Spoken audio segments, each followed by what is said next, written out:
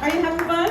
Yeah, I love Santa Cruz. You guys are amazing. It's chilly, and you have the best tacos. And I'm from LA, and you guys are really serious about your tacos. Like, whenever I tell somebody I went to one place, they're like, right? You have a favorite place, right? What's yours? Oh, I went to Tacos Morenos today, so I don't know. Anyway, someone will have to tell me another place. Oh, I went there. Okay, you're about the fourth person who that's their vote. Okay, I'm like taking a tally while I'm doing these shows. A little about me, you guys. I'm a single mom. All right. I didn't think there were very many of you were parents. You look too happy. You know what? It's hard being a parent. You have to pretend to enjoy all those things your kids enjoy, like kids' birthday parties, play dates, their father.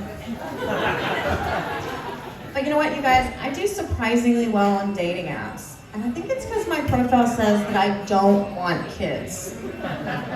Then they find out it's because I have 4. Oh, I know, 4 is a lot, you know, it really is. But I love being a mom. And you know what they say about having kids? It's a lot like making pancakes. First one's kind of fucked up. Probably should have thrown it away. Oh, come on, you guys, it's still legal to laugh at that joke. But I think having kids is more like eating pancakes. You always regret having your 4th one. Oh boy, in case you guys were wondering, none of my pancakes like that joke. In fact, my first pancake is so mad about it, you guys, she disinvited me from her wedding. I know, and I've been so sad. I was like, honey, you don't understand. You don't get redos of special days like weddings in your life. Unless you're me. Then you get a couple. That's right, you guys. I have been married twice. It turns out you can actually get worse at something. But it's not entirely my fault. I mean, it's hard being married. And my last husband had like untreated mental health issues, and like being in a marriage with someone who's bipolar is kind of like being on a roller coaster that never fucks you. Oh, I'm sorry, you guys.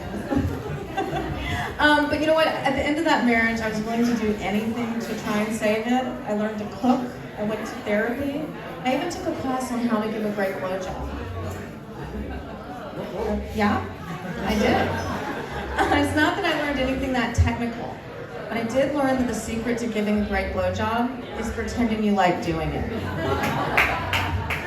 So I guess it was more of an acting class. She knows what I'm talking about. So I know the pandemic made everything harder for everybody, and it made parenting harder. I mean, we used to sit down to the table and say grace, and now we just say fuck it. And my youngest, she's one of those kids, she's like 10, she craves structure and rules. And she came up to me and she told me that she wanted me to have a swear jar. And I was like, I'll pay you $20 to shut the fuck up about the swear jar. And she was like, how about 80? Yeah, I was like, I have taught you some fucking things. But it was even hard with my 19-year-old son. I used to be like, when are you gonna stop smoking weed? And now I'm like, when are you gonna come home with weed? This kid is so sweet. Last Mother's Day, he proudly presented me with a joint and told me that it was his dream to get high with me. I was like, that's so sweet, honey. It's my dream to have abs. Some dreams are just dreams. But I did take the joint. You know, you don't look a gift horse in the mouth, right? I smoked it in the closet. You know, what he doesn't know won't hurt him. He actually lives here, you guys. He goes to UCSC, and he manages another coffee house that I won't name that starts with a V. And if you go in there and tell him, his name is Jasper, that you saw me doing comedy, he'll be so mortified that he'll probably give you free coffee. That's right, kids do not like it if their mom does stand-up comedy. I think they think the only thing that would be worse is if I did porn. But I was like, but then I could pay for your therapy. But I guess I'm not the average mom. So sometimes I feel like in order to protect your kids, you have to embarrass them. You know, so that's why when my sons were at the age that I knew they were watching porn, which in case you're wondering, that's when they suddenly left showers. And there are no Kleenex in your house. When they were that age, I made each of them go to Rite Aid with me and buy condoms because A, if you can buy condoms with your mom, you'll never be embarrassed to buy them again. And B, I needed condoms. I got that way kind of more, straight talk with my kids because that first pancake that we talked about, when she was a teenager, I walked in on her having sex with her boyfriend. And I didn't even know she knew what sex was, let alone reverse cowgirl. Oh, the apple does not fall far from the tree.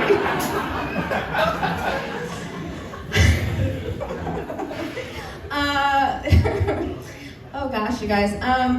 I forgot what I was going to say. It went to a black hole, kind of like my 20s. That's right, you guys. I'm on the wrong side of 30 and 40. But when you get to be my age, you learn a lot of things. Like I've learned that the best pickup line for a woman over 40 is, let me see your ID. That's how I ended up sleeping with 6 cashiers from Trader Joe's. You know what? But I did finally meet someone, the old-fashioned way, drunk in a bar while I was out with one of his friends. Yes, it really means the pandemic is over. But because of that, I'm just not getting, sent any dick pics anymore. And, I don't, they don't turn me on, but they do cheer me up, you guys, right? And I've seen some really creative ones. I've seen dicks photographed next to wine bottles and salad tongs. But by far my favorite was a dick photographed next to a bottle of Lysol. I was like, ooh, big and clean. And that was before the pandemic. That guy was way ahead of his time. But you know what? I feel like there's the audacity of guys these days. They will ask us to send them just about anything, and if we don't, they will find someone who will. It starts out with an innocent selfie and ends with a clip pic in your social security number. But yeah, I don't feel like I'm getting any dick pics anymore, and I feel a little sad about it. So it shows I've been giving my number out, hoping people would help me build my album up. So I've been giving out my number. Maybe you guys will remember this for me.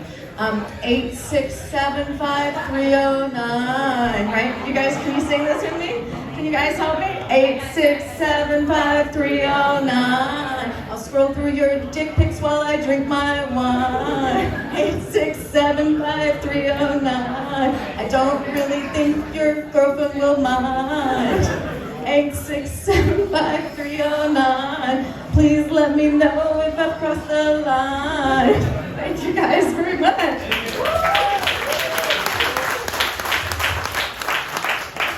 You didn't know you were getting impromptu karaoke along with your comedy. Okay.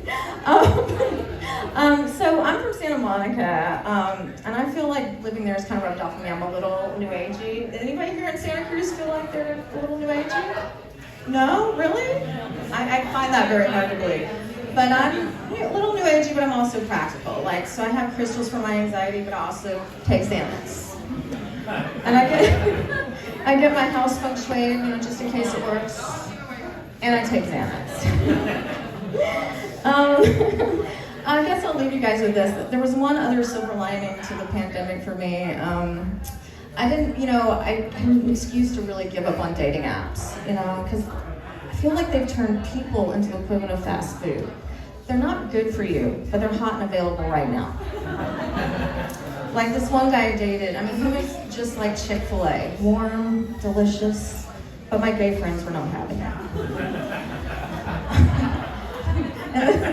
This other guy, he was just like Subway, a foot long, but kind of weird with my kid. Oh, no Jared fans out there. And the last guy, he was truly a happy meal. He left a smile on my face, but the toy was the best part. Thank you guys very much. I'm Maggie Hyde.